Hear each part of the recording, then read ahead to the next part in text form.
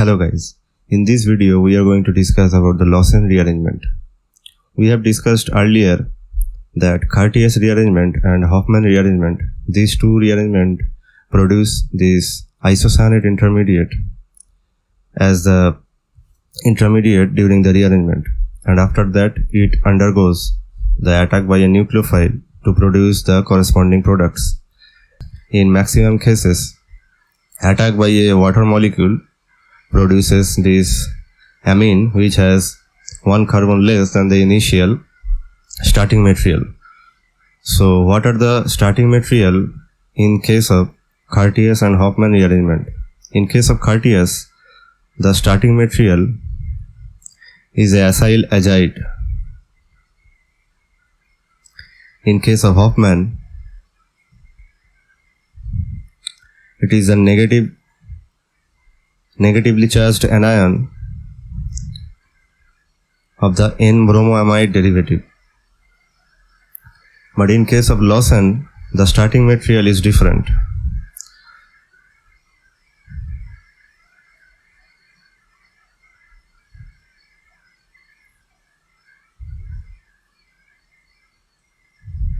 When the starting material is a acylated derivative of hydroxamic acid, then the rearrangement is called the Lossen rearrangement. If we treat this acylated or acyl protected hydroxamic acid with a suitable base, then we will obtain this isocyanate intermediate, and then we can perform the next steps. So how can we make this starting material for Lossen rearrangement? So a hydroxamic acid is this one.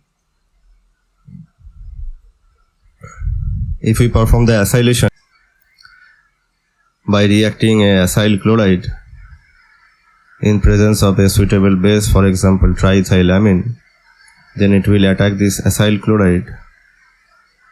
HCl will be abstracted from the reacting molecules, and it will eventually lead to the formation of the required starting material for Lossen rearrangement.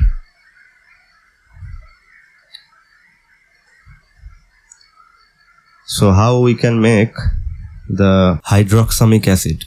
We can simply react hydroxylamine with a acyl chloride derivative to get our required hydroxylic acid. So hydroxylamine has two nucleophilic centers, one is oxygen, another is nitrogen. We all know that nitrogen is more nucleophilic.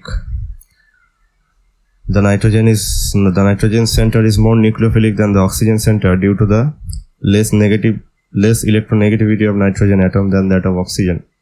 So nitrogen center will attack and Cl- will leave the system, and it will produce the required hydroxamic acid. So now let us discuss the actual mechanism. So our starting material for Lossen rearrangement is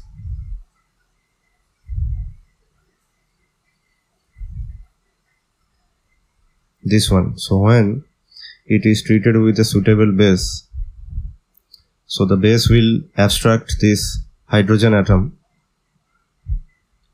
which will lead to the formation of the corresponding anion.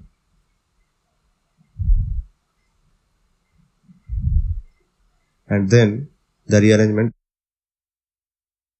the nitrogen minus will attack this carbonyl carbon, and this R group will eventually migrate to the nitrogen center, and this acetate or carboxylate will leave the system to produce the desired isocyanate derivative. So you can see that the mechanism is quite similar with that of Hofmann and Cartesius rearrangement. So if we do not acylate this hydroxylic acid, then the reaction also proceeds. If we take the hydroxylic acid only, then also the reaction proceeds, but the rate of the reaction is very slow, since OH is a not very living group. OH minus is not a very good living group.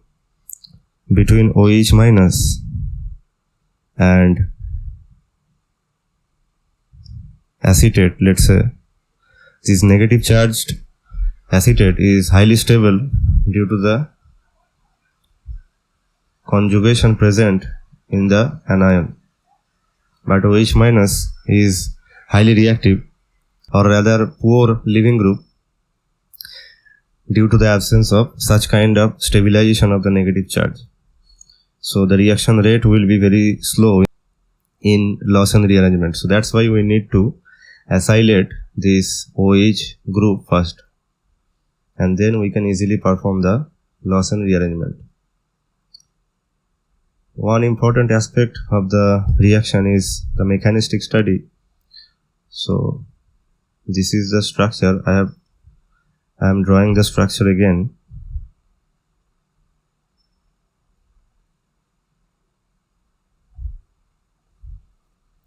So this is the structure of the starting material. Since this group is migrating to this nitrogen center after treatment with brace, so if this migration is taking place in the rate determining step, then replacing this R group with a suitable migrating group which has more migratory aptitude will accelerate the rate of reaction, which is found to be the actual case. When this R group is substituted by a group which has higher migratory aptitude than the previous one, then the rate of the reaction is found to be faster. Another important thing is that if we replace this R dash group with a group which has more electron withdrawing power, let's say initially we have only a phenyl ring.